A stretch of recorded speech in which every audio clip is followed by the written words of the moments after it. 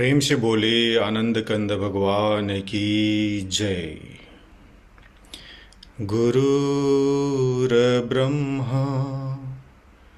गुरुर्विष्णु गुरुर्देव महेश्वर गुरुर्साक्षात् परं ब्रह्म तस्मै श्री गुरुवे नमः।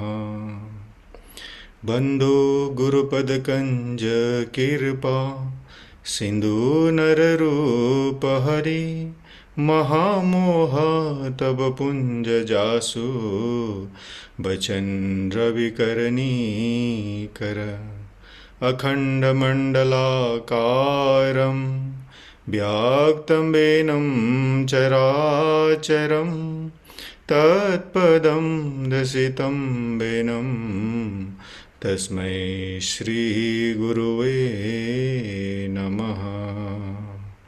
प्रेम से बोलिए श्री सद्गुरुदेव महाराज की जय। आदि शक्ति श्री जगजननी माता जी की जय। परम संत श्री हंस जी महाराज की जय। सभी दिव्य परिवारों की जय। सभी पूजनीय संत महात्माओं की जय। सच्चे गुरु दरबार की जय। हे परमपिता परमात्मा श्री सद्गुरुदेव महाराज जी, इस जूम के माध्यम से देश विदेश से जुड़े हुए हमारे पूजनीय संत महात्मागण, प्रेमीगण एवं जिज्ञासु सभी को स्वागत और मेरा सादर जय श्री सच्चिदानंद। हर एक सप्ताह की तरह आज भी हम लोग प्रेम श्रद्धा भाव से इस सत्संग में गोता लगाने के लिए उपस्थित हुए हैं। तो ज़्यादा विलंब न करते हुए आज के कार्यक्रम को शुरू करते हैं गुरु वंदना से।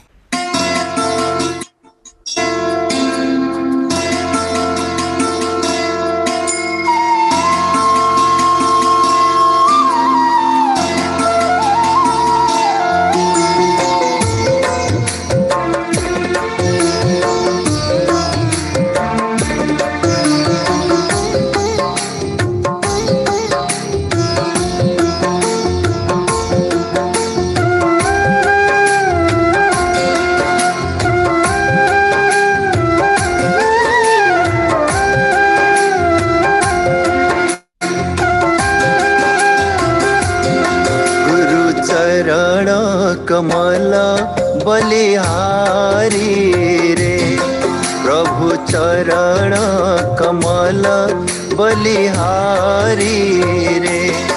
मेरे मन की दुविधा तारी रे, मेरे मन की दुविधा तारी रे। गुरु चरण कमला बलिहारी रे प्रभु चरण कमला बलिहारी रे।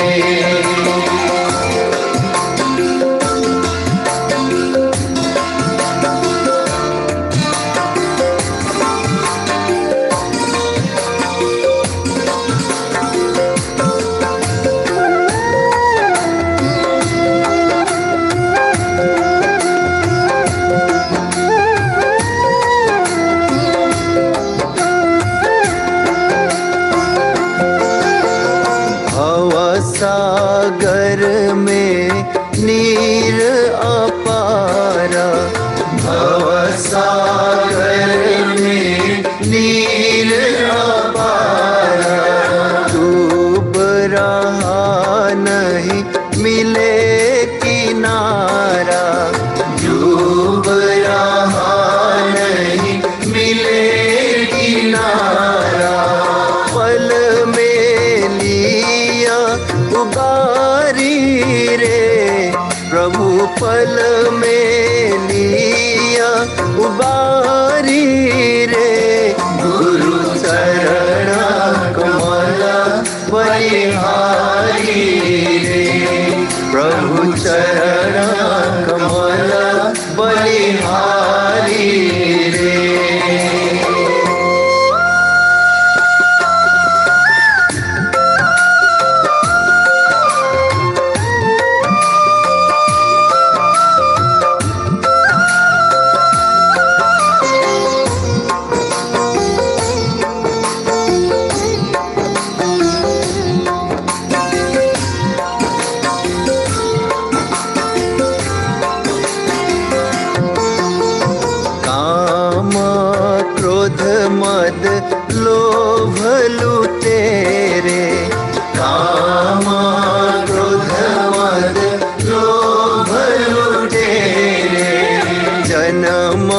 जन्म के बैरी मेरे, जन्म जन्म के बैरी मेरे, सबको दीन मारी रे प्रभु, सबको दीन मारी रे।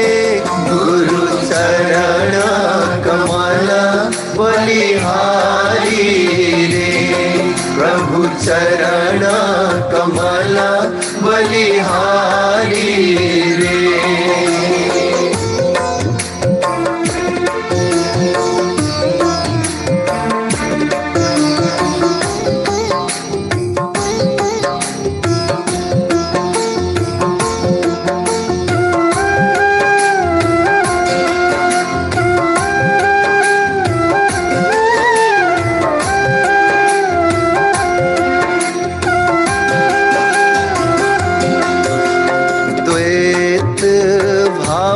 सब दूर कराया, द्वैत भाव सब दूर कराया।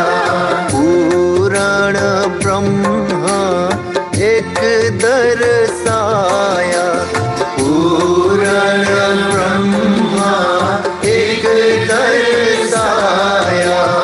घट घट ज्योत निहारी रे प्रभु, घट घट ज्योत निहारी रे। गुरु चरण कमल बलिहारी रे, प्रभु चरण कमल बलिहारी रे।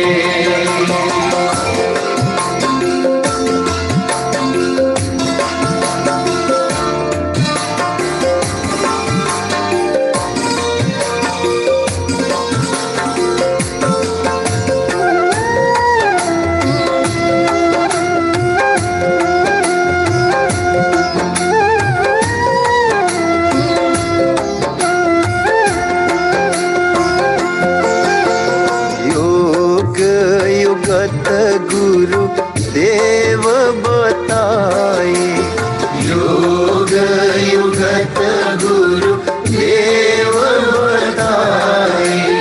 ब्रह्मानंद शांति मन आए, ब्रह्मानंद शांति मन आए। मानुष देह सुधारी रे प्रभु, मानुष देह सुधारी रे। गुरु चरण कमल बलिहारी रे, सद्गुरु चरण कमल बलिहारी रे। मेरे मन की दुविधा डारी रे, मेरे मन की दुविधा डारी रे। गुरु चरण कमल बलिहारी रे, प्रभु चरण कमल बलिहारी रे। गुरु चरण कमल बलिहारी रे। प्रेम से बोले आनंद कंद भगवान की जय। ये सुंदर गुरु वंदना को स्वर दिया था हमारे गुरु भाई इंद्र लामिछा ने, जो यूएसए से हैं। चलिए अभी सत्संग के लिए हम आपको इंडिया ले चलते हैं। हमारे पूजनीय महात्मा धरनी बाई जी को मैं अनुरोध करता हूं अपना सत्संग विचार हमारे समक्ष रखने के लिए। बोलिए श्री सद्गुरुदेव महाराज की जय। वंदे बोधमयं नित्यं गुरुं शंकर रूपिणं, यमाश्रितो हि वक्रोऽपि चन्द्रः सर्वत्र वन्दिते। अज्ञानतिमिरान्धस्य ज्ञानाञ्जनशलाकया चक्षुः उन्मिलितं येन तस्मै श्रीगुरवे नमः। तस्मै श्रीगुरवे नमः।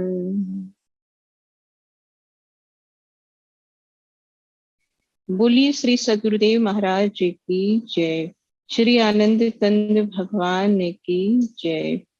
आदिशक्ति जगत जननी श्री माता जी की जय। सभी दिव्य महान विभूतियों की जय। सच्चे दरबार की जय।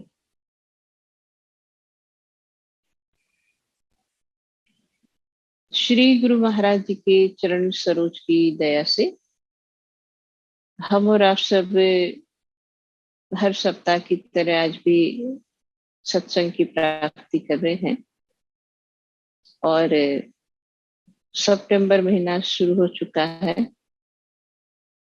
और जब सितंबर महीना शुरू होता है तो हम सब के मन में एक ही विचार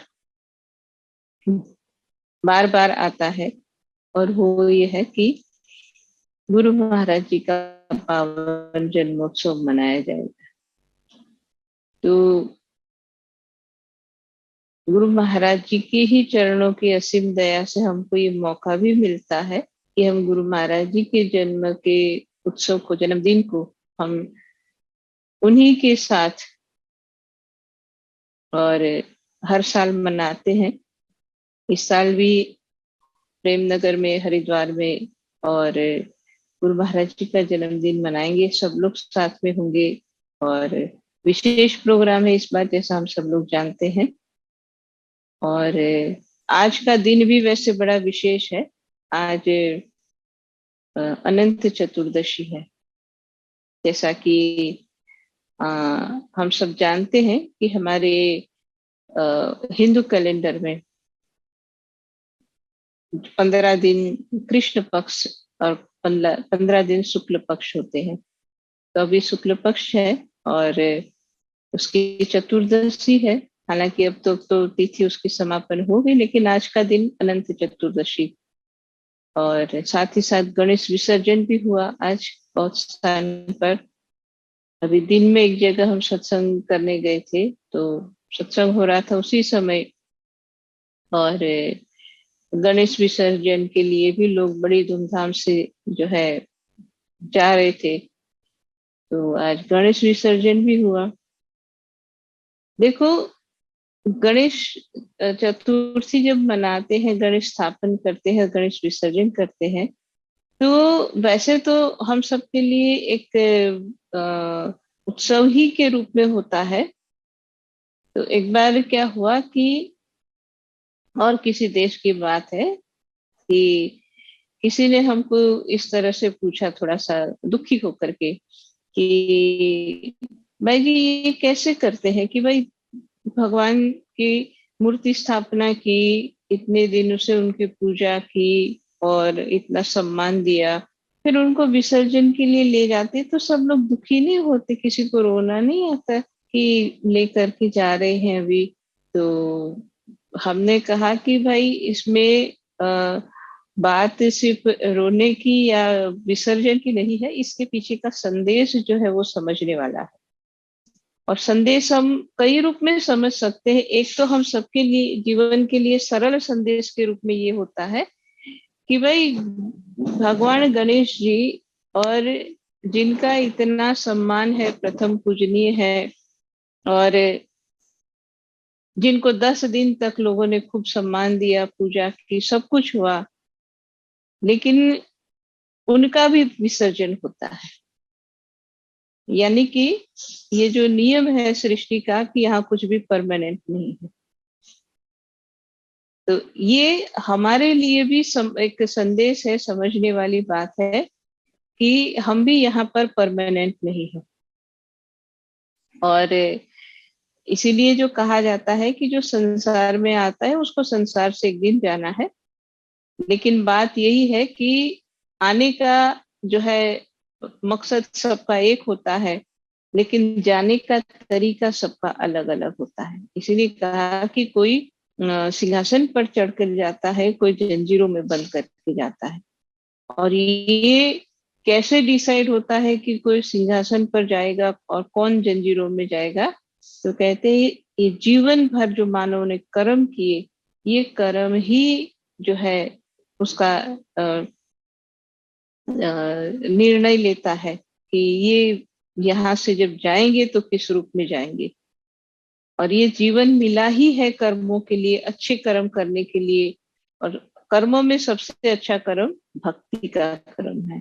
तो ये त्योहार हमको याद दिलाते हैं, ये जो भी हमारी परंपराएं हैं ये हमको बार बार याद दिलाती है।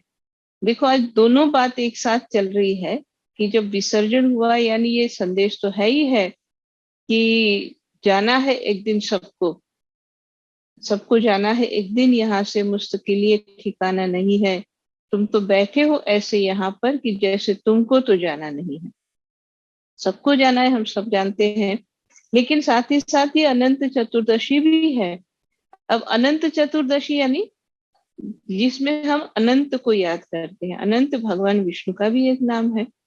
तो दोनों ही साथ साथ है, मतलब कि जो भौतिक है, फिजिकल है, पंच महाभूत से बना है, वो तो समाप्त हो जाएगा। लेकिन फिर भी कुछ है जो अनंत है, जो समाप्त नहीं होने वाला है। तो अनंत चतुर्दशी भी जब बनाई गई, लोगों ने व्रत भी किए होंगे, पूजा इत्यादि भी की होगी। और जब ऐसे भी जब हमारे कोई त्योहार होते हैं तो क्या होता है कि उसके साथ साथ कोई ना कोई व्रत कथा भी होती है। जो व्रत होगा उसी की कथा भी की सुनाई जाती है, उसी की कथा भी की जाती है। तो अनंत चतुर्दशी का जिसने व्रत किया होगा उसने इसकी जो व्रत कथा है उसको भी सुना होगा, उसको भी पढ़ा होगा। और व्रत कथा क्या है इसकी? जो बहुत संक्षेप में कहें तो ये एक ब्राह्मण देवता और उनकी जो कन्या थी वो अनंत चतुर्दशी का व्रत करते थे। और कहा गया कि भाई इसके अनंत चतुर्दशी का जो व्रत वो हर साल करते थे, और उसके कारण कहते हैं कि वो, और जो कन्या थी उसका बहुत अच्छी जगह विवाह हुआ। लेकिन कहते हैं कि जहां पर उसका विवाह हुआ उसके जो पति थे, और जीवन में हर तरह के उतार चढ़ाव होते हैं, कहते हैं कि एक ऐसा भी दिन आया कि जब उसके पति ने, जो ये कन्या जो अनंत चतुर्दशी का व्रत करती थी और अपने हाथ में जो अनंत का सूत्र बांधती थी, तो कहते हैं उसको अपमानित किया या उसको निकाल दिया, उसको जला दिया, किसी न किसी रूप में जो किया गया था उसका अपमान किया।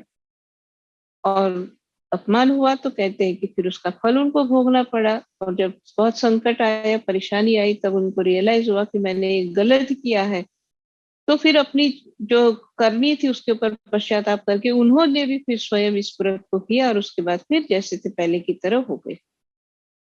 तो हालांकि सिर्फ इसकी कहानी व्रत कथा की बात नहीं, हम अक्सर बहुत सारी ऐसी व्रत कथाएं पढ़ते हैं कि जिसमें कुछ कुछ इसी तरह का एक पैटर्न होता है कि भाई फला फला कोई व्यक्ति थे और वो इस व्रत को करते थे, और किसी ने उनका चाहे व्रत का अपमान किया, चाहे व्रत करने वाले का अपमान किया, चाहे कहा जाता है कि भाई जो प्रसाद था उसका अपमान किया, या उसके साथ जुड़ी हुई किसी भी जो है पवित्र वस्तु का अपमान किया, जिसके कारण और उनको जो उसका फल भोगना पड़ा। और जब फल सामने आया दुखी हो जाते हैं, तब रियलाइज होता है कि अरे रे ये इसके कारण मुझे हो रहा है। तो फिर अब पश्चाताप करते हैं और फिर अपनी गलती को सुधार देते हैं। अक्सर ऐसा ही एक पैटर्न होता है चाहे किसी भी व्रत कथा को सुनते हैं। तो जैसे सत्यनारायण की व्रत कथा सुनते, उसमें भी ये इसी तरह का कुछ आता है कि भाई प्रसाद का अपमान किया तो जहाज डूब गया। फिर उसने जो सारी कथा में यही आता है कि जब कोई गलती करता है तो उसका फल उसको तुरंत जो है समझ में आता है कि इसके कारण हुआ।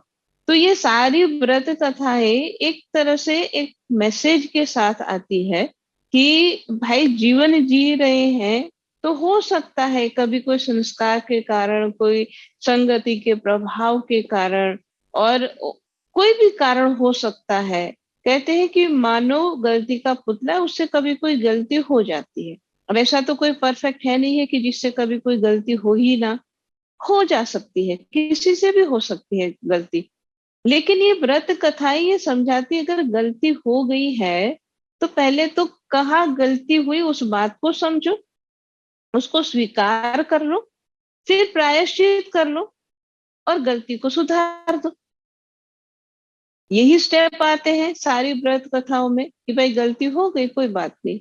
अब ये हम सबके जीवन के साथ जुड़ी बात है कि गलती हम सबसे भी हो जाती है। लेकिन अगर गलती होने पर मानव उसको पहले तो समझे नहीं, फिर समझ करके स्वीकार ना करे, और स्वीकार करके जब तक अपनी जो गलती थी उसका सुधार ना करे, तब तक कुछ काम बनता नहीं है। यही जो है समझाया जा रहा है। और ये हम सबको समझने की जरूरत है कि हम भी अपने जीवन के अंदर, अगर कोई भी कारण हो सकता है, गलती हो गई, किसी भी तरह की हो सकती है गलती, ऐसा नहीं कि भाई हमने किसी का अपमान ही किया या किसी के व्रत का ही हमने खंडन किया, ये गलती ही गलती नहीं है। और भी कई तरह की गलतियां हम करते हैं, और वो गलती जिसके कारण हम स्वयं इसको अनुभव करते हैं कि हमने उसके कारण कुछ ना कुछ नेगेटिव एनर्जी अपने अंदर जमा की या नेगेटिव रिजल्ट हमको मिला। तो जब कभी भी, अब कभी क्या होता है कि कोई गलती हमको पता है, हमारे नॉलेज में आ गया, कभी कभी ऐसा होता है कि हमको पता भी नहीं होता कि हमने क्या किया। इसीलिए बहुत सारी जब हम बातें समझते हैं तो उसमें ये भी बताया जाता है कि जरूरी नहीं कि इसी समय, इसी जन्म में, या आज के ही दिन में, या इसी साल में की हुई गलती के कारण हो सकता है। हमारी तो जीवन यात्रा बड़ी लंबी है, शरीर बदल रहे लेकिन यात्रा तो हमारी चल रही है। तो इस लंबी जीवन यात्रा में हो सकता है पहले भी कभी हमसे कोई हो गई। तो समझने वाली बात क्या है, तो अब इसमें समझने वाली बात क्या है कि अगर आज हम किसी भी तरह का अपने जीवन के अंदर कोई ऐसी घटना या किसी बात के कारण हमको समझ में आ रहा है कि ये सही नहीं हुआ, या हमारे जीवन में कोई दुर्घटना हुई, या किसी तरह का हमको नेगेटिव रिजल्ट मिल रहा है, तो उसके ऊपर हमें स्वयं इस बात को चिंतन करना है कि ये नेगेटिव रिजल्ट कहीं ना कहीं हमारे किसी नेगेटिव एक्शन का रिएक्शन, तो अपनी ही करनी का फल हमारे सामने आया है। तो जब कभी जीवन में ऐसा समय आता है या ऐसी कोई घटना होती है, उस समय किसी और को ब्लेम करने की बजाय, ये व्रत कथाएं यही समझा रही है कि किसी और को ब्लेम करने की बजाय अच्छा है कि हम खुद के बारे में सोचे कि अगर आज ऐसा हो रहा है तो कहीं ना कहीं मैंने ये रिएक्शन, ये जो है, तो ऐसा इसका अर्थ ये होता है कि कहीं ना कहीं मेरा एक्शन ऐसा हुआ होगा जिसके कारण ये रिएक्शन मेरे सामने आया है। तो अब उसका एक ही उपाय है कि फिर से हम एक्शन को बदले तो हमारा रिएक्शन जो है हमारे सामने अलग रूप में आएगा। यानी इन शॉर्ट कि अपने आप को चेक करें, अपने विचारों को, अपने कर्मों को और अपने मन को, इन सब के ऊपर ध्यान रखें और उसके ऊपर एक, जिसको कह सकते हैं कि अच्छी तरह से, और उसको चेक करते रहे, ध्यान रखते रहे कि भाई कहीं कोई ऐसा तो नहीं हो रहा है कि जिसका मेरे सामने कोई फल आए और जिसके कारण मुझे रोना पड़े। बाकी तो जीवन में उतार चढ़ाव होता ही होता है। और तो ये व्रत कथा तो कोई भी व्रत कथा हो अक्सर यही बात समझाती है कि गलती करेंगे तो उसका रिजल्ट मिलेगा, और मिलेगा तो फिर हमें खुद ही उसको स्वीकार करके अपने आप को ही बदलना है। हम किसी और को बदल के रिजल्ट नहीं बदल सकते, खुद को बदलने से हमारे साथ आने वाला रिएक्शन या हमारे सामने आने वाला रिएक्शन उसको हम बदल सकते हैं। तो बात हम कर रहे हैं कि जो अनंत चतुर्दशी, जिसमें भगवान विष्णु, जो जिनका एक नाम है अनंत, और उनकी उपासना होती है।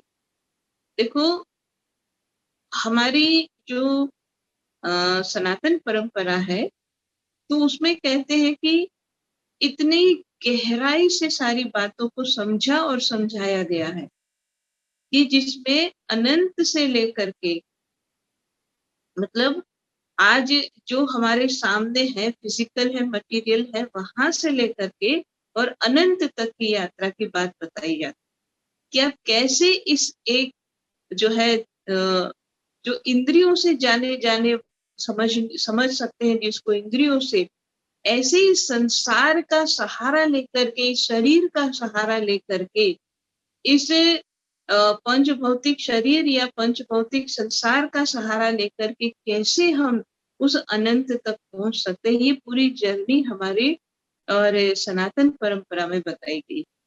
और इसी में और हम इन बातों को मतलब समझते भी हैं और उस पर चलते हैं, तो जीवन में इसका हम अनुभव भी करते हैं। और यही बात समझाई जाती है कि भाई शरीर पृथ्वी, जल, तेज, वायु, आकाश 5 महाभूत से बना है, लेकिन 5 महाभूत से बने हुए इस शरीर के अंदर कहते हैं कि एक अनंत दुनिया भी है और इसके अंदर एक अनंत जो है क्षमता भी है और इसके अंदर एक अनंत जो है अपने आप में एक अनंत जो है वो इसके अंदर निवास भी करता है। तब बात ये हुई कि ये फिजिकल फ्रेम के अंदर एक इनफाइनाइट एनर्जी, जिसको हम अनंत कहते हैं, जिसको हम भगवान कहते हैं, और हमारा जीवन और हमारी आत्मा की जो जर्नी है, अनेक जीवन में भी हमारी जो जर्नी है वो बस यही है कि ये जो फ्रेम है फिजिकल, उससे अपने आप को अलग करना है और इनफाइनाइट तक पहुंचना है, जिसको हम मोक्ष कहते हैं। और इस प्रेम से अलग होने के लिए ही हमको मेहनत है, क्योंकि जब संसार में आकर के जीवन जीना शुरू कर देते हैं, तो जैसा दासबोध के अंदर भी हम इस बात को पढ़ते हैं कि फिर यहाँ आने के बाद हम इस शरीर को और इस संसार को ही सब कुछ समझने लग जाते हैं। तो सबसे पहले तो हमारे विचारों का जो एक फ्रेम है, उसमें से हमें अपने आप को बाहर निकालना है कि जो हमने एक बंधन खुद के लिए तैयार किया है, उसमें से हमें अपने आप को बाहर निकालना है। एक तो ये बात है। दूसरा, जैसा कि कहते हैं कि ये शरीर जो है ये एक माध्यम भी है और एक बंधन भी बन जाता है, तो इससे भी अपने आप को ऊपर उठाना है। और शरीर से ऊपर उठाने का मतलब कि शरीर के साथ रहते हुए, शरीर के अंदर रहते हुए, शरीर का उपयोग करते हुए हमें, और इस शरीर का उपयोग करते हुए इस शरीर को और त्याग की भावना से जी, जो हम गीता के अंदर भी पढ़ते हैं, भगवान ने भी ये बात कही कि तेन त्यक्तेन भुंजीत, कि त्याग की भावना से जीना। तो अब शरीर के साथ हम, ये जो बात है जो थोड़ा करने में बड़ा कठिन लगता है, क्यों? क्योंकि शरीर से तो हम अनुभव कर रहे हैं, शरीर से हमारी पहचान है, और एक तरफ देखा जाए तो हमको लगता है हमारा शरीर ही हमारे लिए सब कुछ है, क्योंकि अगर शरीर सही नहीं है तो हम कहते कुछ भी नहीं। तो शरीर को तो हम इस रूप में लेते ही लेते हैं, लेकिन फिर भी इस शरीर का सब कुछ जानते करते हुए भी इससे अपने आप को अलग करके रहना, ये हमारी सनातन परंपरा है। और इसलिए हम इस तरह की कई कथाएं जो है अपने धर्म ग्रंथों में या अपने इतिहास में कई तरह की ऐसी कथाएं पढ़ते हैं।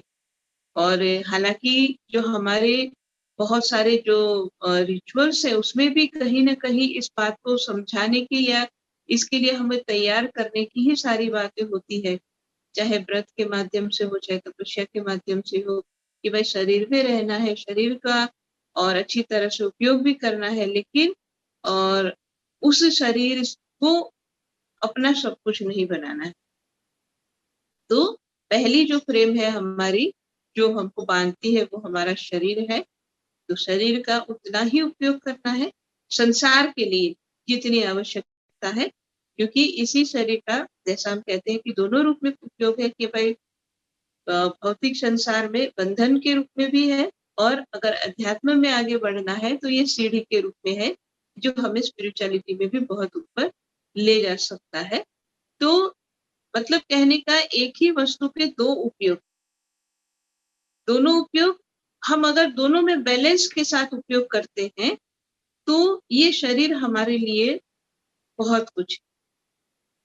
मतलब कि संसार का कार्यों के लिए जितनी जरूरत है उतना संसार के लिए किया और बाकी ज्यादा समय हमने स्पिरिचुअल प्रोग्रेस के लिए उसका उपयोग किया, तो ये शरीर की सार्थक।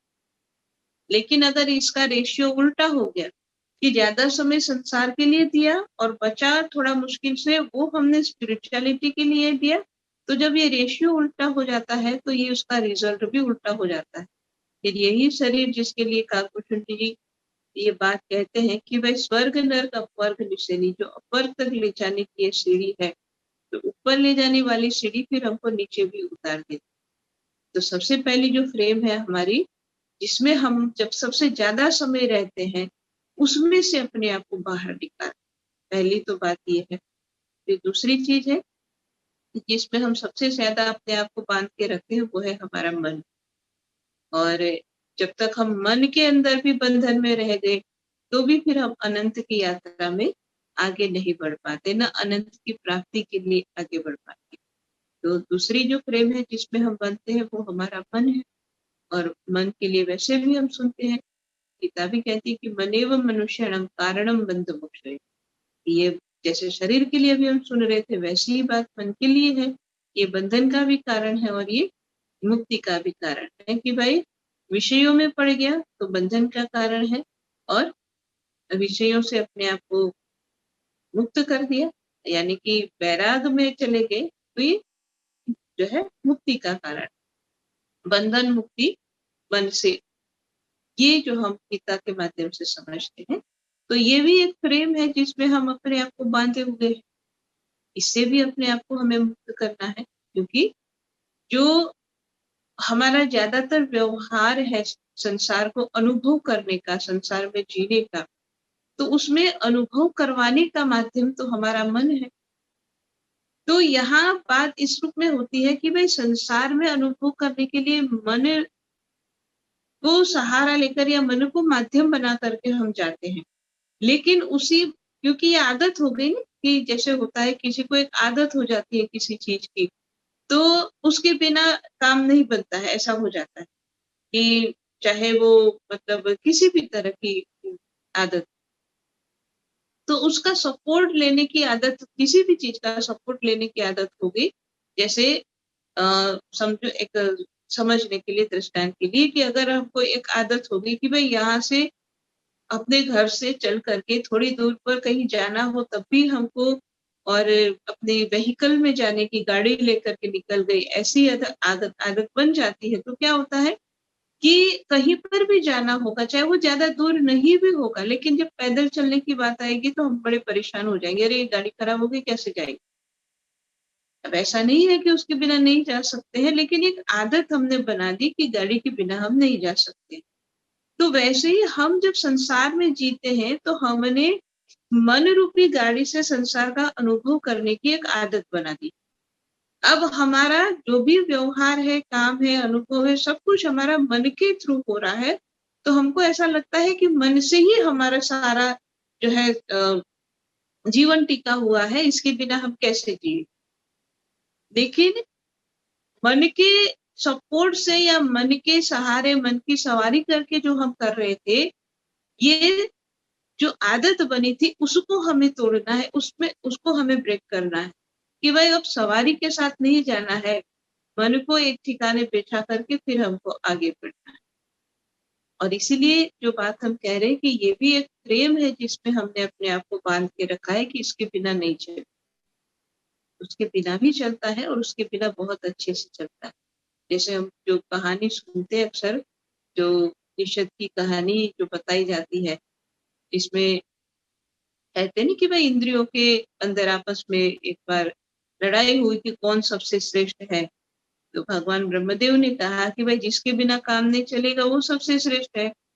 तो एक एक इंद्रियां गई और फिर कहते हैं कि जब मन की भी बारी आई, तो मन ने फिर कहते मन की जब बारी आई जाने की, तो कहते उसने बड़ा पावर से सब इंद्रियों को कहा, देख लिया तुम्हारे बिना तो शरीर का काम चल गया, तो मैं जा रहा हूँ और मेरे बिना तो तुम्हारा कोई काम होने ही वाला नहीं है। तो बड़ी जोर से गरजते हुए, सारी इंद्रियों को डांटते हुए और सबको धमकाते हुए अपना पावर दिखाते हुए मन चला गया कि अब मैं 1 साल के लिए जा रहा हूँ, देखो तुम क्या करती हो।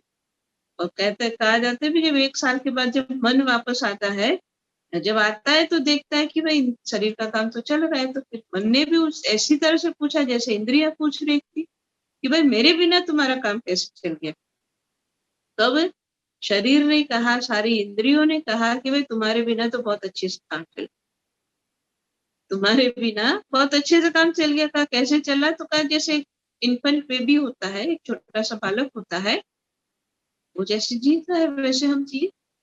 और तुम्हारे बिना तो जीवन और अच्छा हो गया क्योंकि हम किसी झंझट में पड़े ही नहीं। तो हम जब तक किसी की आदत बना के किसी फ्रेम में जब तक रहते हैं तब तक हमको लगता है कि इसके बिना हमारा जीवन मुश्किल है। लेकिन जब आप इस फ्रेम से अपने आप को बाहर करते हैं तो समझ में आता है कि इसके बिना तो बहुत अच्छा। तो क्योंकि हमको आदत बनी है मन से सब कुछ करने की, और इसीलिए कहा जाता है कि भाई मन जो बंधन का कारण है, अगर उससे अपने आप को हटा लेंगे तो यही हमको मुक्ति भी दिलाए। और यही मन हमको कहते हैं कि जब वो एक जगह स्थिर हम जब उसको कर देते हैं तो यही मन है जो हमको परम आनंद का भी अनुभव करवाए। तो दूसरी जो बात है जिसके अंदर हम अपने आप को बांध के रखते हैं वो हमारा मन है। और उसके आगे और भी बहुत कुछ है। अब उसमें बुद्धि तो नहीं कहेंगे, बुद्धि हमको बांध के नहीं रखती क्योंकि वो तो डिसीजन लेने का काम है। लेकिन इसके आगे एक और चीज है जो हमें बांधती है हम अक्सर, और वो है हमारे संस्कार। क्योंकि संस्कार मानव को जितना बांधता है उतना तो शायद और कोई चीज बांधती होगी। क्योंकि संस्कार मतलब जो अपना ही जो स्वभाव है, या इतने जन्मों से हमने जो अनुभव के माध्यम से अपने और एक आदत बनाई, संस्कार जो जमा किया कर्मों के माध्यम से, वो भी हमारे संस्कार। तो हमारी जमा पूंजी है हमारे संस्कार। अब संस्कार से कैसे अपने आप को बचाएंगे, ये भी तो एक बंधन है। संस्कार से बचना, वैसे तो कहते हैं कि भाई संस्कार तो जो हो गए, कर्म जो हो गए तो उससे तो नहीं बचा जाएगा, वो तो भोगने पड़ेंगे। लेकिन ऐसा भी नहीं, देखो इससे भी बचने का उपाय होता है। और इस फ्रेम से अपने आप को मुक्त करने का जो एक ही उपाय है और वो है अध्यात्म, और वो है आत्मा का ज्ञान, वो है जो है आध्यात्मिक मेडिटेशन। ये एक उपाय। और जो इस उपाय को जानते हैं और जो इसकी प्रैक्टिस करते हैं, तो इसके रिलेटेड भी बहुत सारी कथाएं सुनाई जाती हैं कि भाई कैसे भी संस्कार लेकर के कोई आया, और किसी और की बात क्या कहे, कहानी कथाओं की बात क्या कहे, लेकिन हम श्रीमद् भागवत गीता के अंदर भी तो ये बात पढ़ते हैं कि जिसमें दृष्टांत के माध्यम से, दृष्टांत देख करके ये बात बताई जा रही है कि जैसे कहीं पर अग्नि प्रज्वलित हो जाती है, आग लगी हुई है, तो उस अग्नि के अंदर कहते हैं आप किसी भी तरह की जो है लकड़ी को डालो, सब जल के खत्म हो जाएगी। चाहे वो सूखी है तो भी जल जाएगी, चाहे वो गीली है तो भी जल जाएगी, क्योंकि आग बड़ी जोर से लगी हुई है, उसके अंदर जो भी डाला जाएगा सब जल के खत्म हो जाएगा। और इसी दृष्टांत को देकर के भगवान ये बात समझाते हैं कि जैसे अग्नि में गीली सूखी सब लकड़ी जल के खत्म हो गई, इसी तरह से ज्ञान की जो अग्नि है, हम अपने अंदर में भजन साधना के माध्यम से जो अग्नि प्रज्वलित करते हैं, वो अग्नि इतनी पावरफुल होती है कि जिसमें हमारे अच्छे और बुरे सभी तरह के संस्कार जल के खत्म हो जाते हैं। अब बुरे खत्म हो उतना ही नहीं चाहिए, अच्छे भी खत्म होने चाहिए, क्योंकि जब दोनों खत्म नहीं होंगे तब तक हमको मुक्ति नहीं मिलती। तब तक हम फ्रेम से बाहर नहीं आए, तब तक हम बंधन से अपने आप को मुक्त नहीं कर पाए। इसलिए जो सबसे मुश्किल लगता है कि संस्कारों से कैसे अपने आप को बचाए, उससे मुक्ति कैसे मिले, उसका एक ही उपाय है, और जो भगवान कृष्ण ने गीता के अंदर बताया कि ज्ञान की अग्नि। तो एक होता है ज्ञान और एक होता है ज्ञान की अग्नि। ज्ञान मतलब सरल रूप में जो जानकारी मिली, ज्ञान का मतलब सहज रूप में जो हमको बताया गया या सिखाया। लेकिन उसको जानने के बाद, उसको सीखने के बाद जितना हमने उपयोग में लाया, जैसे बताया जाता है कि भाई माचिस की तीली को जब घर्षण अच्छे से किया जाएगा तब अग्नि प्रकट होती। तो ऐसे ही ज्ञान जानने के बाद, भजन साधना का तरीका जानने के बाद जितना घर्षण जोर से किया गया उतनी अग्नि प्रज्वलित। अब ऐसा तो नहीं होता, अब जैसे कभी आप सबने भी ये देखा होगा कि जब माचिस की तीली है और माचिस की डिब्बी है, जब आप जलाना चाहते, चाहे दिया जलाना है, अगरबत्ती जलानी है, तो कभी होता है कि एक ही बार जोर से जलाई अग्नि प्रज्वलित हो, कभी ऐसा नहीं भी होता है। तो क्या होता है, जैसे एक बार में नहीं हुआ तो हम क्या करते, जल्दी जल्दी 2-3 बार करने लग जाते कि भाई बार बार जल्दी जल्दी घिसेंगे, जोर से घिसेंगे तो अग्नि प्रज्वलित हो जाएगी। मतलब हम ये तो नहीं करते कि एक बार किया नहीं हुआ, चलो थोड़ी देर छोड़ देते, 3-4 मिनट के बाद दोबारा एक बार करेंगे, नहीं हुआ कोई बात नहीं, 5 मिनट रख देते, फिर एक बार करेंगे, नहीं हुआ 10 मिनट छोड़ देते, फिर ऐसा तो नहीं करते। अगर पहली बार में नहीं हुआ या एक बार में नहीं हुआ तो हम उसको बार बार और जल्दी जल्दी उसको कोशिश करते हैं जिससे वो अग्नि प्रज्वलित हो जाए। तो यही बात है कि भाई ज्ञान पाने के बाद को भी अपने अंदर ज्ञान की अग्नि प्रज्वलित करने के लिए बार बार का घर्षण नाम का जरूरी होता है। और अगर थोड़ी देर में नहीं हुआ कोई बात नहीं, तो हम उसको बार बार करें और उसको लगातार करते चले जाएं। तो ये एक तरीका है कि जिसके माध्यम से हम संस्कार का जो बंधन है उससे अपने आप को मुक्त कर सकते, वो बंधन हमारा खत्म कर सकते। और यही जो है हमारी जो है सनातन परंपरा कहो, चाहे ऋषि मुनियों का जो हमारे लिए जो छोड़ा गया खजाना है उसका सार कहो, जो भी कहा, सार यही आता है कि भाई अपने आप को जहाँ है वहां से आगे बढ़ाना है, जहाँ बंधे हैं वहां से उनको मुक्त करना है। सबका अपना अपना बंधन अलग अलग हो सकता है, कोई फिजिकल बॉडी के ही अंदर बंधन में रह जाता है, कोई मन के बंधन में रह जाता है, कोई संस्कारों के बंधन में रह जाता है। हमें खुद के लिए खुद को सोचना है, खुद के लिए फाइंड आउट करना है कि हम किस बंधन में हैं। क्या अभी हम शरीर तक अटके हुए हैं, क्या उससे ऊपर उठे हैं, क्या हम मन में बंधे हुए हैं, क्या उससे आगे बढ़े हैं। ये 3 स्टेप है, उसको हमें अच्छी तरह से खुद के लिए चेक करना है। जहां जहां हमको लगता है, जिस पॉइंट पर हमको लगता है कि यहाँ पर वास्तव में मैं यहीं पर अटका हुआ हूँ या यहीं पर जो है मेरा बंधन बहुत मजबूत है, तो उस पर हमें वर्क करना है, उस पर काम करना है, कैसे वहां से, और उस पर थोड़ी मेहनत करेंगे तो संसार में मेहनत करने पे कोई भी काम ऐसा नहीं कि सफल ना हो। इसीलिए गुरु महाराज जी के चरण सरोज की दया से जो हमको रास्ता मिला है, जो तरीका मिला है, यही है कि हम चलते चले जाए और जो अग्नि जो है प्रज्वलित करना, उस रास्ते पर हम आगे बढ़ते चले जाए। तो इन्हीं शब्दों के साथ मैं अपनी वाणी को विराम देती हूँ। बोलिए श्री सद्गुरुदेव महाराज की जय। आनंद कंद भगवान की जय। प्रेम से बोले श्री सद्गुरुदेव महाराज की जय। हमारे पूजनीय महात्मा धरनी बाई जी को अति प्रेरणादायक सत्संग विचार हमारे समक्ष रखने के लिए बहुत बहुत धन्यवाद। चलिए अभी एक भजन के लिए मैं आपको ले चलता हूँ शिमला, हिमाचल प्रदेश। हमारे गुरुबहन दीक्षा को मैं अनुरोध करता हूँ अपना भजन प्रस्तुति के लिए। प्रेम से बोली सतगुरुदेव महाराज की जय। परम आराध्य जगत जननी श्री माता जी की जय। सतगुरु जी तेरी द्वारी, गुरुवरी तेरी द्वारी, सतगुरु जी तेरी द्वारी, गुरुवरी तेरी द्वारी। बनी तितली में उड़ती फिरा, सतगुरु जी तेरी द्वारी। बड़ी तितली में उड़े दी फिरा, सतगुरु जी तेरी द्वारे,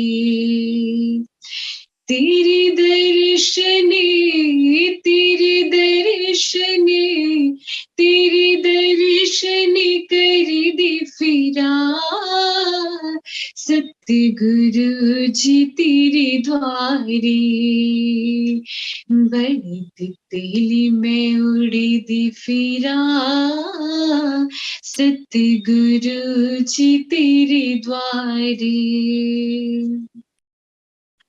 लुक लुक उड़ी उड़ी दरी तेरी आवांगी, दरी तेरी आवांगी, मैं दरी तेरी आवांगी, बचदी बचांदी रजी दर्शन पावांगी,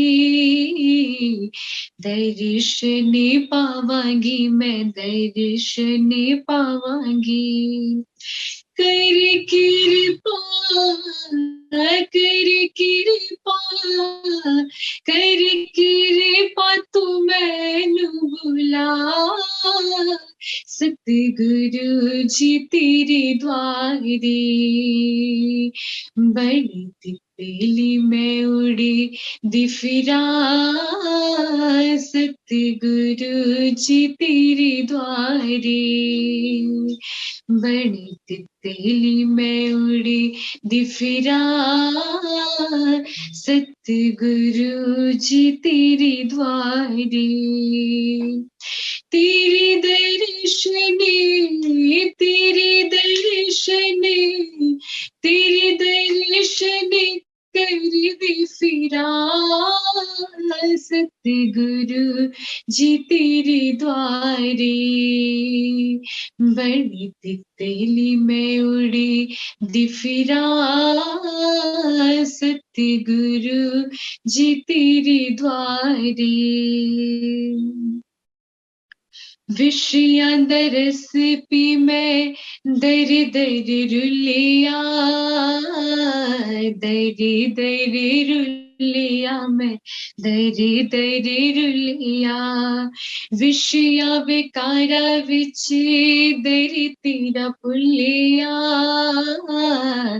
दर तेरा भुलिया, मैं दर तेरा भुलिया, हुणे नाम वाला, हुणे नाम वाला, हुणे नाम वाला रस पिला, सतगुरु जी तेरे द्वारे, बड़ी तितली में उड़ी दी फिरा, सतगुरु जी तेरे द्वारे, बड़ी तितली में उड़ी दी फिरा, सतगुरु जी तेरे द्वारे, तेरी दर्शने, तेरी दर्शने, तेरी दर्शने कर दी फिरा,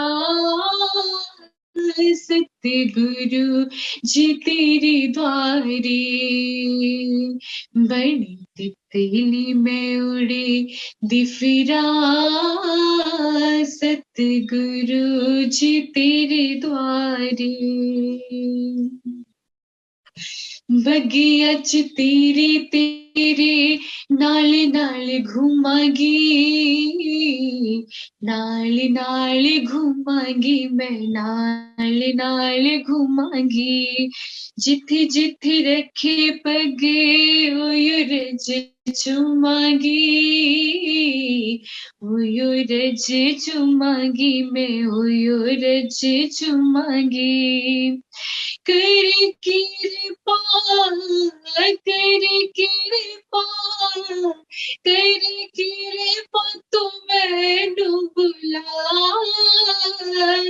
सतगुरु जी तेरे द्वारे, बड़ी तितली में उड़े दी फिरा, सतगुरु जी तेरे द्वारे, बड़ी तितली में उड़े दी फिरा, सतगुरु जी तेरे द्वारे, तेरे दर्शने, तेरे दर्शने, तेरे दर्शने कर दे फिरा, सतगुरु जी तेरे द्वारे, बड़ी तितली में उड़े दे फिरा, सतगुरु जी तेरे द्वारे, सतगुरु जी तेरे द्वारे, सतगुरु जी तेरे द्वारे। प्रेम से बोली सतगुरुदेव महाराज की जय। परम आराध्य जगत जननी श्री माता जी की जय। प्रेम से बोलिए श्री सद्गुरुदेव महाराज जी की जय। हमारे गुरु बहन दीक्षा जी को अति सुंदर भजन प्रस्तुत करने के लिए बहुत बहुत आभार और धन्यवाद। चलिए अभी सत्संग होगा। सत्संग के लिए मैं आपको ले चलता हूँ लखनऊ। हमारे पूजनीय महात्मा अंगिराबाई जी को मैं अनुरोध करता हूँ अपना सत्संग विचार हमारे समक्ष रखने के लिए। गुरुर्ब्रह्मा गुरुर्विष्णु गुरुर्देवो महेश्वर, गुरुर्साक्षात् परं ब्रह्म, तस्मै श्री गुरवे नमः। गुरु के सुमिरन मात्र से नासत विघ्न अनंत, ताते सर्वारंभ में ध्यावत है सब संग। मंत्रहीनम क्रियाहीनम भक्तिहीनम सुरेश्वरी, यत्पूजितं मया देवी परिपूर्णं तदस्तु मे। अर्थ न धर्म न काम रुचि, गति न चाहु निर्वाण, जन्म जन्म रति राम पद, यह वरदान नान, यह वरदान नान।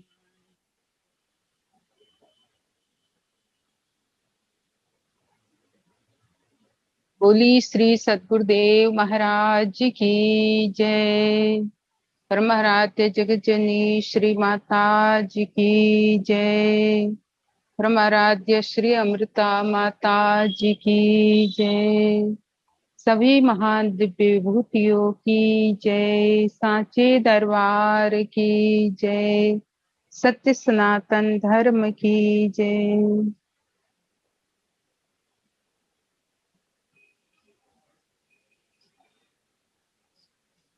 देवी सज्जनों, आदरणीय भक्तिमती माता उत्तर बहनों, जूम के द्वारा इस यूएई सत्संग में जुड़ करके हम सभी लोग काफी देर से भजन और आदरणीय बाई जी के सत्संग के द्वारा लाभ प्राप्त कर रहे थे। और जैसे कि आज सभी लोगों को पता है कि गणेश विसर्जन का दिन है, अनंत चतुर्दशी।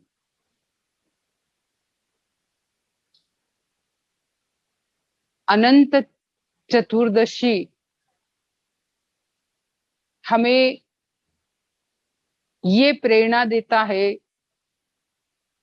कि उस अनंत के साथ जब जीव जुड़ता है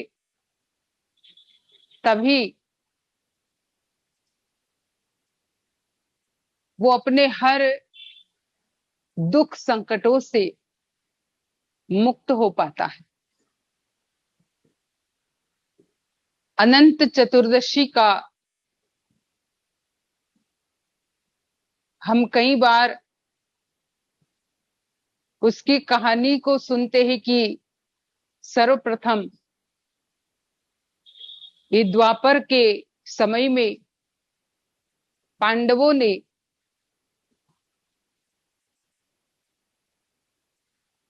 प्रभु श्री नारायण कृष्ण उन्हें विनती करते हुए और उन पर पूरा भरोसा रखते हुए उन्होंने ये प्रार्थना की कि हे प्रभु,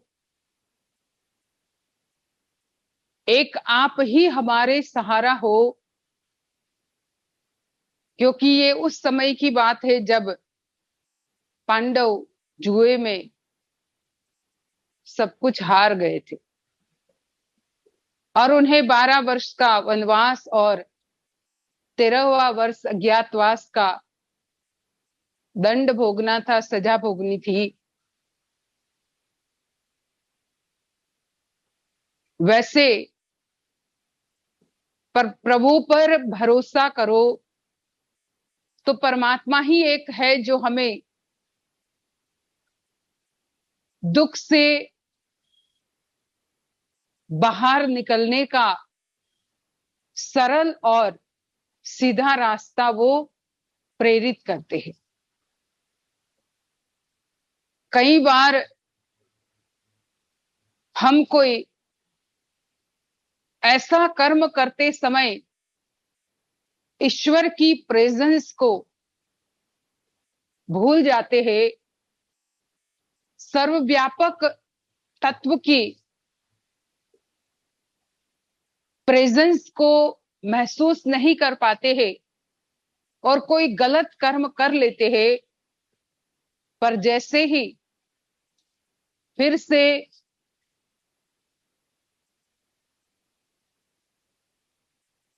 ईश्वर का एहसास होने लगता है, उनका भरोसा होने लगता है, तो प्रभु इतने दयालु है कि वो हमारे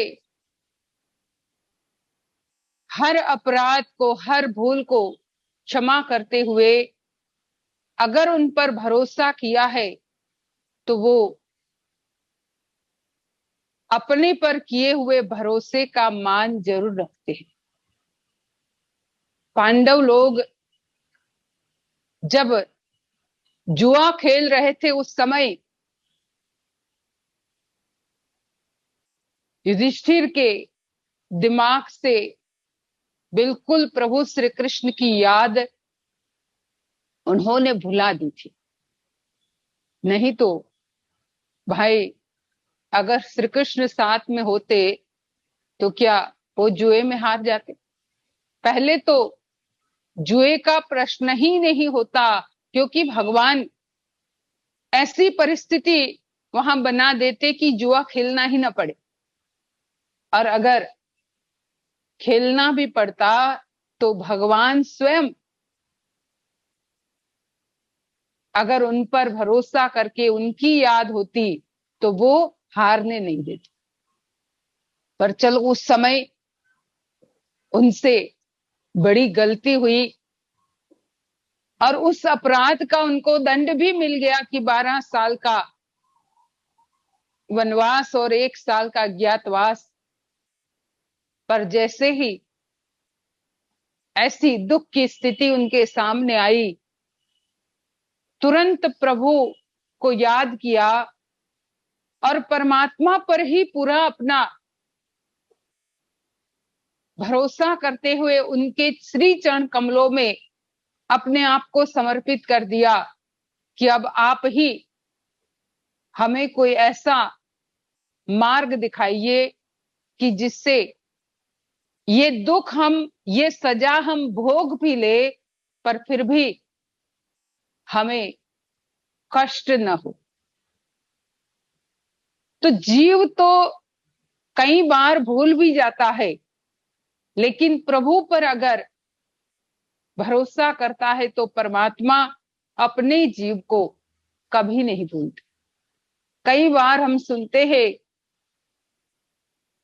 मेरा भूल जाना तेरा ना भुलाना, तेरी रहमतों का कहाँ है ठिकाना। कहा, मेरा भूल जाना तेरा ना भुलाना, तेरी रहमतों का कहाँ है ठिकाना। तुम्ही ने तो जीने के काबिल किया है, तेरा शुक्रिया है, तेरा शुक्रिया है। मुझे तूने मालिक बहुत कुछ दिया है, तेरा शुक्रिया है, तेरा शुक्रिया है। जीव तो भूल भी जाता है, और ऐसे कर्म गलती से भी, अनजाने में भी गलती हो जाती है, गलत कर देता है, लेकिन भाई कर्म किया है तो उसका भोग तो भोगना ही है। कहा है ज्ञानी लोगों ने, कर्मों की खेती में ना जाने क्या बोया था, आलस की निद्रा में जी भर के सोया था, सूर्य बन करके निद्रा से जगाया है, सतगुरु तेरे वचनों में बड़ा प्यार समाया है, तेरी वाणी में वेदों का सब सार समाया है, सतगुरु तेरे वचनों में। कहा, कर्मों की खेती में ना जाने क्या बोया था, आलस की निद्रा में जी भर के सोया था। हमने अपने कर्मों के खेत में पता नहीं कैसे कैसे बीज डाले हैं। ये एक जन्म का थोड़ी ना है, पिछले कई जन्मों के अनेक प्रकार के अच्छे बुरे कर्म रूपी बीज हमने अपने समय में अपने जीवन के खेत में बोए थे। अब भाई जो बोया है वही तो उगेगा। अगर हमने कुछ गलत बीज बो दिए हैं तो उगेगा तो सही वो, लेकिन ऐसे में उन्हीं कर्मों के बीज को बोने के साथ जैसे ही फिर से मन को थोड़ा सा जागृत करते हुए जीव ईश्वर की तरफ इसे मोड़ देता है और प्रभु पर भरोसा करके उनको अपने जीवन को अर्पित कर देता है, तो परमात्मा गुरु का रूप लेकर के हमारे उसी कर्मों के बीज को, जो गलत कर्म थे, जो हमने हमारे जीवन की खेती में बोए थे, अगर जैसे ही प्रभु पर भरोसा किया, वही स्वयं गुरु का रूप धारण करके सूर्य के रूप में इतना ताप उसमें, उस बीज पर, जो गलत बीज है उस पर इतना ताप अपना बरसा करके उसी गलत कर्म रूपी बीज को पूरी तरह से वो जला देते। और जैसे ही वो गलत कर्म रूपी बीज हमारा जल गया, तो बीज एक बार जल जाता है, वो उगने की क्षमता खो देता है।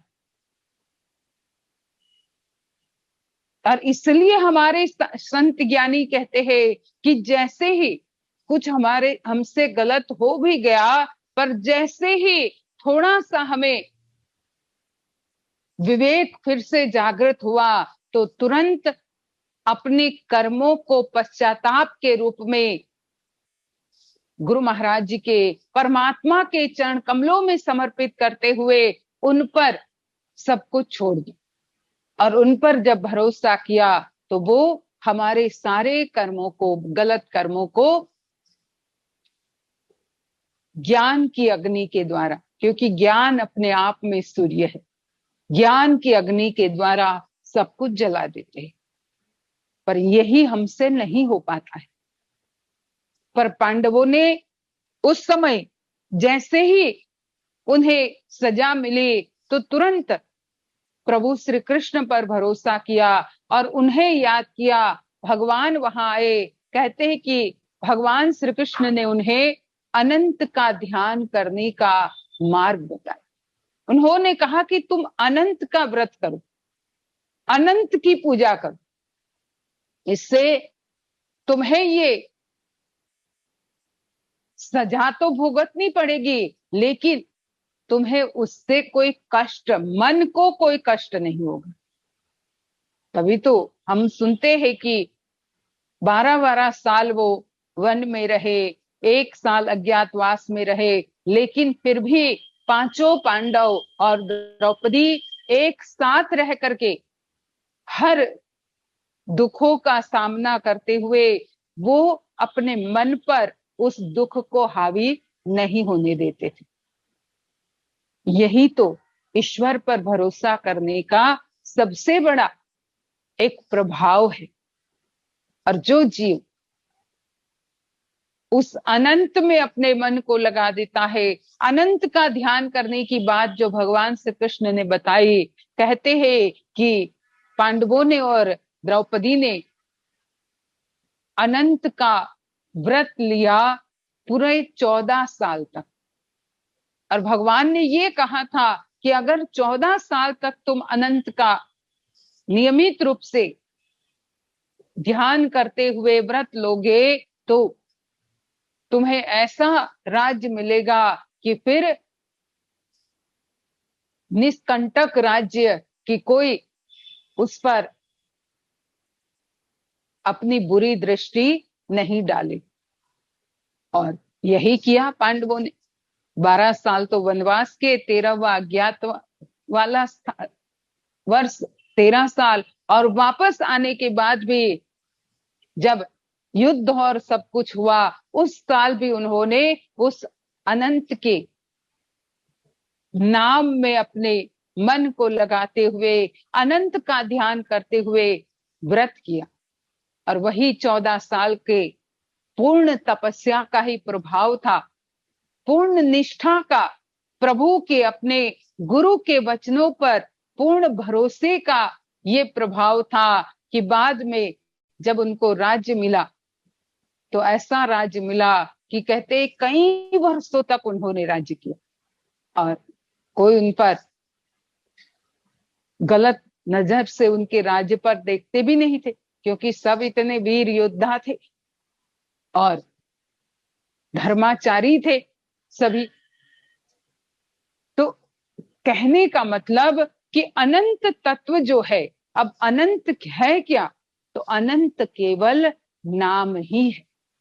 परमात्मा का सच्चा नाम जो है वही अनंत है। बाकी सब कुछ एक दिन खत्म हो जाएगा, धरती अंबर जाएंगे, विंसेंगे कैलाश।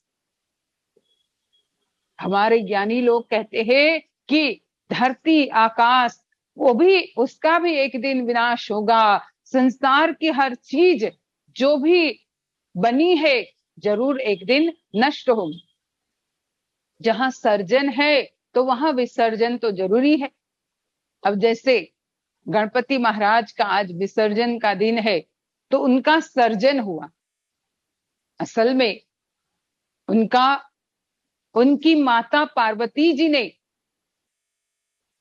कहा तो ये जाता है कि अपने शरीर के मैल से उन्होंने उनकी रचना की, उनका सर्जन किया। अब वैसे तो बच्चे का जन्म वैसे तो जीव का जन्म माता पिता के द्वारा होता है, पर यहाँ केवल माता के द्वारा, और वो भी उनके शरीर के मैल से हुआ था। तो ये सर्जन हुआ था, और जहां सर्जन है तो विसर्जन भी होता है। उनका 10 दिन के बाद विसर्जन होता है। पर इसी तरह से संसार में जो कुछ भी बना है जरूर नष्ट होता है, पर नाम जो है न वो बनता है न वो नष्ट होता है, क्योंकि नाम तो आदि अनादि है। नाम तो सत्य सनातन है।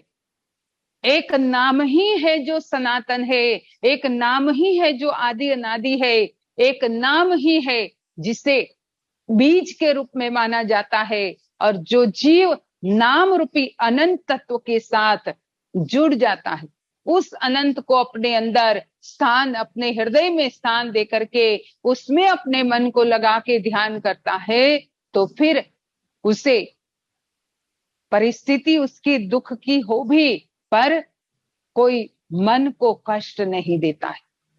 और यही तो आज के इस कलिकाल के समय में हमें चाहिए, क्योंकि कलिकाल के समय में हमारा उतना धैर्य नहीं है, उतना पेशेंस नहीं है कि हम किसी विपरीत परिस्थिति को दिमागी तौर से हैंडल कर पाए, मानसिक तौर से हैंडल कर पाए, क्योंकि इतना ज्यादा हमारा मन कमजोर है। कलयुगी जीवों का मन इतना कमजोर है कि वो जरा सी भी विपरीत परिस्थिति आ जाए तो वो हैंडल नहीं कर पाता है। पर अगर ऐसी स्थिति में नाम का हम स्मरण करते रहेंगे, ऐसी स्थिति में अगर उस अनंत का ध्यान करते रहेंगे, तो ये विपरीत परिस्थिति में भी जीव मानसिक तौर से डिस्टर्ब नहीं होगा। नहीं तो हम तुरंत मानसिक तौर पर इतने ज्यादा डिस्टर्ब हो जाते हैं, इतने ज्यादा स्ट्रेस हो जाते हैं कि हम फिर पूरी तरह से खड़े नहीं हो पाते, स्टैंड नहीं हो पाते हैं, कि जिसके कारण जीव अपना जीवन का जो आनंद है वो भी पूरी तरह से नहीं ले पाता है, अच्छी चीजों में भी वो आनंद नहीं ले पाता है। तो हमें यही ध्यान रखना है कि हम उस अनंत के साथ निरंतर जुड़कर रहे। मतलब जो गुरु महाराज जी ने नाम का ज्ञान दिया है वही अनंत है, उस नाम के साथ हम हमेशा जुड़ करके रहे। अगर नाम के साथ जुड़ करके रहेंगे तो कर्मों के भी, हमारे जितने गलत कर्म है जो पिछले अनेक जन्मों से करते आ रहे हैं, उससे भी हम धीरे धीरे नाम की अग्नि में, गुरु महाराज जी उस नाम रूपी सूर्य की अग्नि में जलाकर खाक कर देंगे। फिर हम पूरी तरह से परम पवित्र हो सकते हैं, और ऐसा ही जीवन जीना, उसे ही उत्तम जीवन, श्रेष्ठ जीवन माना गया है।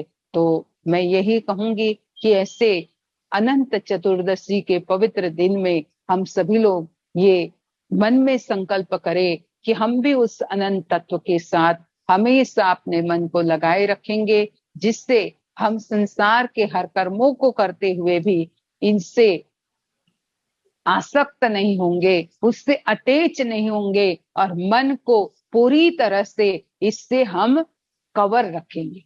मन को अगर कवर रखेंगे और इस कर्मों को उससे छूने नहीं देंगे, तो फिर जीवन में आनंद ही आनंद है। तो इतना कहते हुए मैं अपने विचारों को विराम देती हूँ। अब प्रार्थना होगी और कोई सूचना होगी तो हमें आकाश भाई के द्वारा मिलेगी।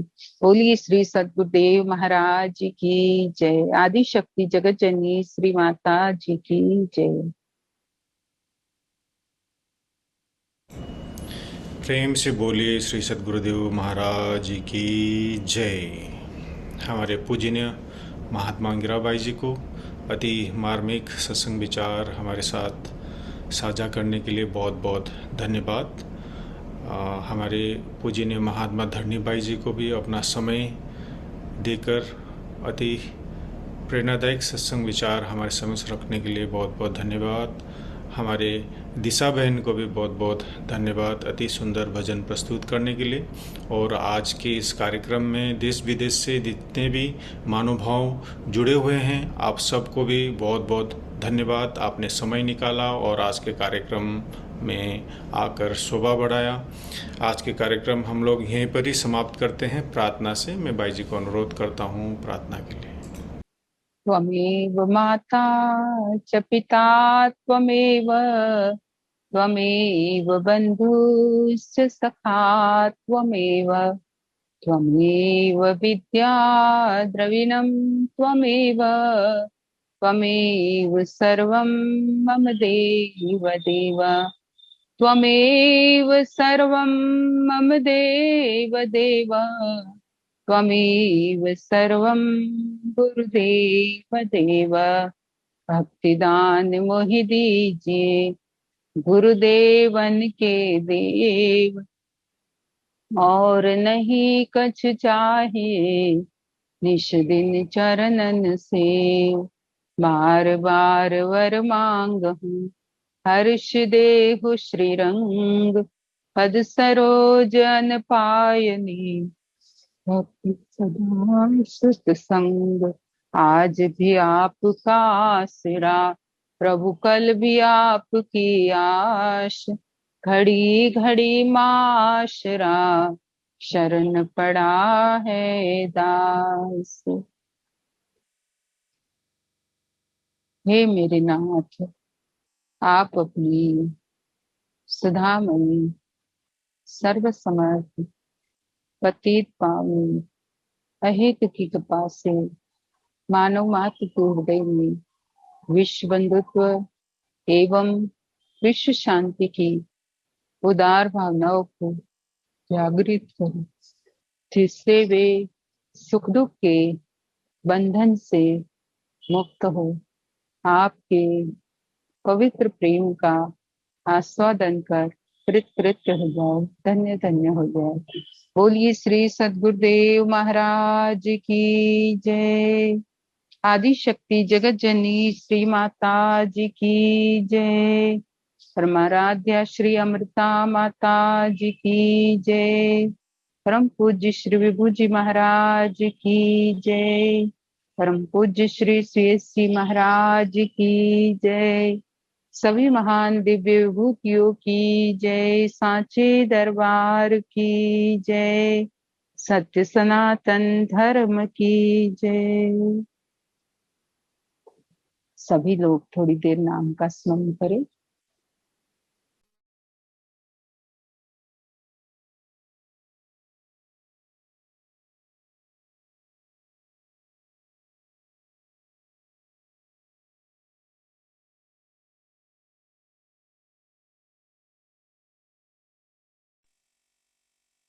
बोलिए आनंद कंद भगवान की जय।